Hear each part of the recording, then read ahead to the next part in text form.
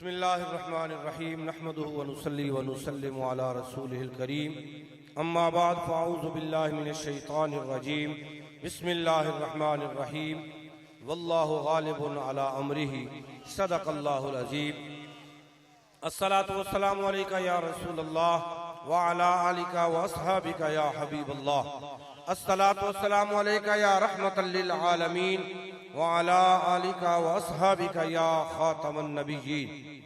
Stage پر جلوگر قائدین خصوصاً سرپرست اعلیٰ مرکزی سرپرست اعلیٰ تحریک لبیک پاکستان قبلہ پیر طریقت رہبر شریعت حضرت قبلہ قاضی محمود احمد صاحب آوان سجادہ نشین آوان شریف دامت برکاتہم العالیہ جرنیل اہل سنت پیر طریقت رہبر شریعت مجاہد اہل سنت حضرت قبلہ پیر سید ظہیر الحسن شاہ صاحب دامت برکاتہم العالیہ ڈویژن گجرانوالہ کے امیر حضرت علامہ مولانا مفتی محمد محب الدین صاحب اور ڈویژن گجرانوالہ کے ناظم اعلیٰ جناب محترم جناب ذوالفقار صاحب دامت برکاتہم العالیہ اور ڈویژن گجرانوالہ کے لیگل ایڈوائزر محترم جناب عبدالقادر گل صاحب اور ہمارے جتنے یہاں پہ خطیب پاکستان علامہ شاہد احمد صاحب اور ہمارے کینڈیڈیٹس یہاں بیٹھے ہوئے ہیں اور علماء بیٹھے ہوئے ہیں۔ مجھے سب کے نام نہیں آتے لیکن آپ ان لوگوں کے چہروں کو دیکھیں، آپ کو کوئی پریشان نظر آتا ہے؟ جو دین دشمن کہتے تھے ہم ان کو تھکا دیں گے، وہ بھول جائیں، ہم ان کو تھکائیں گے۔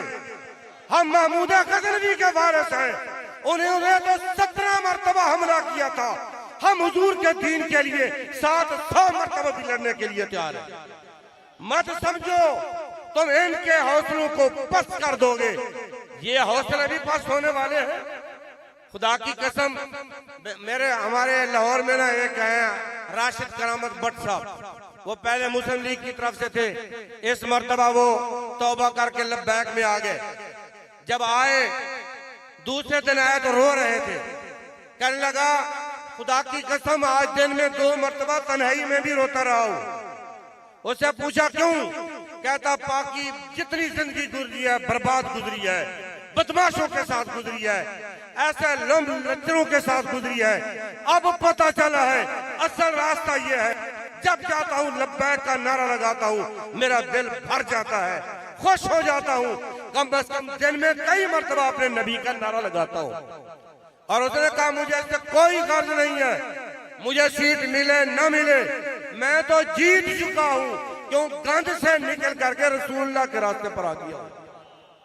حضرات گرامی، میں نے ایسے کینڈیڈیٹ بھی دیکھے جو آزاد کھڑے ہوئے تھے، وہ رو رہے تھے، لیکن خدا کی قسم ابھی میں ریلی میں آ رہا تھا، اپنے بار بار ان کینڈیڈیٹ کو دیکھ رہا تھا جنہوں نے لاکھوں کروڑوں روپے خرچ کیے لیکن فخر سے نعرے لگا رہے تھے۔ کیوں؟ جانتے تھے پہلے جب خرچ کرتے تھے ضائع ہو جاتے تھے، آج جو خرچ کیے ہیں وہ رسول اللہ کے دین پر خرچ کیے، نہیں 100 بار بھی حضور کے نام پر جانیں لٹانی پڑے، مال لٹانا پڑے، ہم پھر بھی حاضر ہیں۔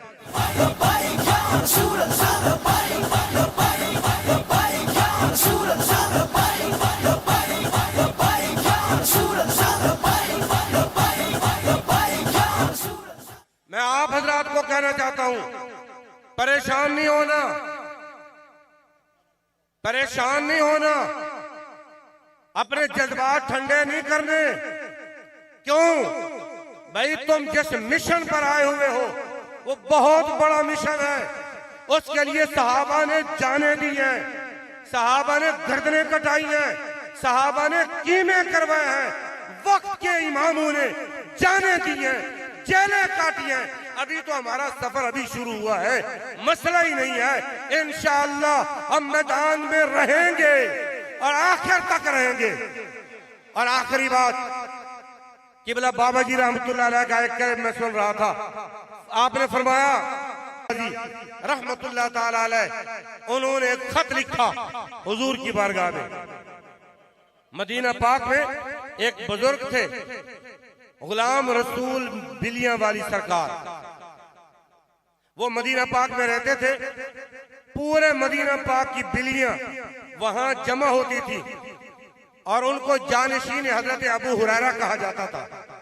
وہ ان بلیوں کو خوراک دیتے تھے، بلکہ جو بلی پہلے دن دودھ پی کے گئی دوسرے دن وہ گوشت لیتی تھی، کوئی بسکٹ لیتی تھی. ہر بلی کو اس کے مطابق خوراک ملتی. اور ان کا کام کیا تھا بابا جی کا؟ وہ منظور نظر تھے رسول اللہ کے صلی اللہ علیہ وسلم کے. لوگ ان کو خط دیتے، وہ حضور کی بارگاہ میں پیش کر دیتے. اور جو لوگ کہتے مجھے جواب بھی چاہیے، ان کو جواب بھی آ کر دیتے. علامہ عبدالستار خان صاحب جی آجی رحمت اللہ علیہ نے عرض کی ان کی بارگاہ میں، قبلہ میں خط لکھ رہا ہوں، مجھے جواب چاہیے، جواب بھی تحریری چاہیے، مجھے حضور کی بارگاہ سے لکھا ہوا جواب چاہیے.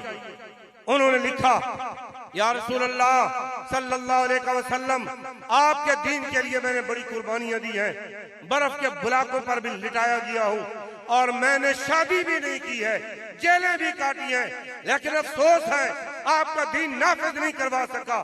اب میرا جی چاہتا ہے میں مدینہ پاک آ کر کے بقیہ زندگی گزاروں، میں اجازت چاہتا ہوں. نبی علیہ السلام کی طرف سے دوسرے دن جواب آیا. وہ خط آ کر کے بابا جی نے نیازی صاحب کو پکڑایا. لکھا ہوا تھا، نیازی کیا تو تھک گیا ہے؟ فرمایا تیرا کام ہے میرے دین کے لیے کام کرتے رہنا، لڑکوں کی مرضی ہے، جب چاہیں گے میرے دین کا کام لے لیں گے، کم از کم تو وہ اس صف میں تو کھڑے ہو. ہم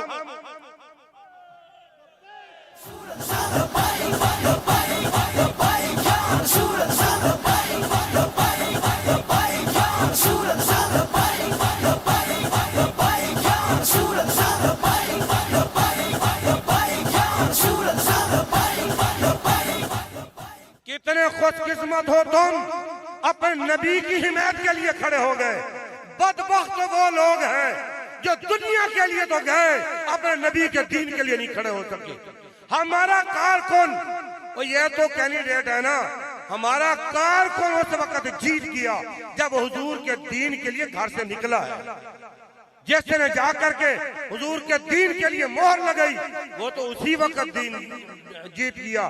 یہ ابو لہب ابو جہل کی اولادیں کل بھی دین کی دشمن تھی، آج بھی ہیں، کل بھی ہمارے بزرگوں نے ان کا مقابلہ کیا تھا، آج ہم ان کا مقابلہ کریں گے. بدبخت تم ہو، تم یورپ کو خوش کرنے والے ہو، یہ مکین گنبد خضرا کو خوش کرنے والے ہیں.